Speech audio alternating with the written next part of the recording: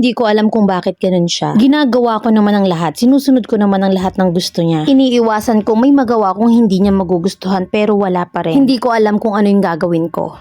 24 na ako at maglilimang taon na kami ng ka-live-in partner ko. Meron kaming isang anak na 10 months old. Dito kami nakatira sa bahay ng magulang ko kasama ang nanay ng ka-live-in ko. Sa 5 years namin ng ka-live-in ko, napakarami na naming pinagdaanan lalo na ako. Pero bago pa naging kami ng ka-live-in ko, napansin ko na mainitin yung ulo niya. Na palaging galit kahit sa maliit na bagay. Pero hinahayaan ko lang kasi akala ko magbabago siya. Pero kahit ganun siya, masasabi ko namang mabait siya, hindi madamot, hindi rin naman tamad. Pero habang tumatagal, nakita ko yung tunay niyang ugali, nananakit na siya verbally and physically. Lagi kaming nag-aaway kahit maliit na bagay, pinag-aawayan namin. Na sa tuwing inaaway niya ako, pinagsasalitaan ako ng masama. Pinagbibintangan niya ako na may iba ako na daw ako. Hindi na lang ako nagsasalita, nananahimik na lang ako kahit nga hinihila niya yung buho ko at tinatadyakan niya ako. Never akong umimik at tinitiis ko na lang yung sakit kasi alam ko naman natitigil din siya. At para na rin hindi na lumala pa. Paulit-ulit na ganon, buwan-buwan walang palya. Alam ko nasasabihin ng iba na ba't hindi ko pa siya hiniwalayan. I did many times pero bumabalik pa rin ako sa kanya. Minsan nakikita ko na lang yung sarili ko na nagmamakaawa sa kanya. Siya yung nakauna sa lahat ko kaya hindi ko siya malet ko. Hanggang sa nabuntis niya ako at naging okay naman. And sa isip ko siguro naman this time hindi ko na mararanasan yung mga bagay na yon. Pero akala ko lang pala. Ganun pa rin siya. May time na okay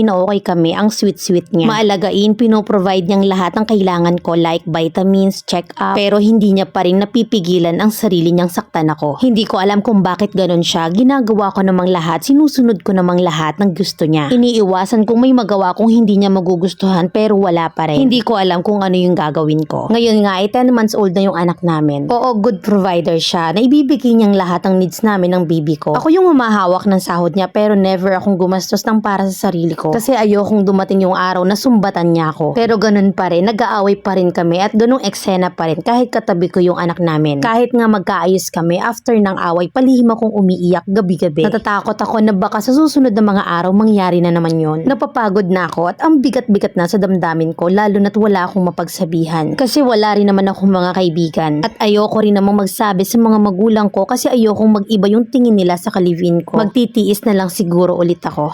Letter sender, Ann.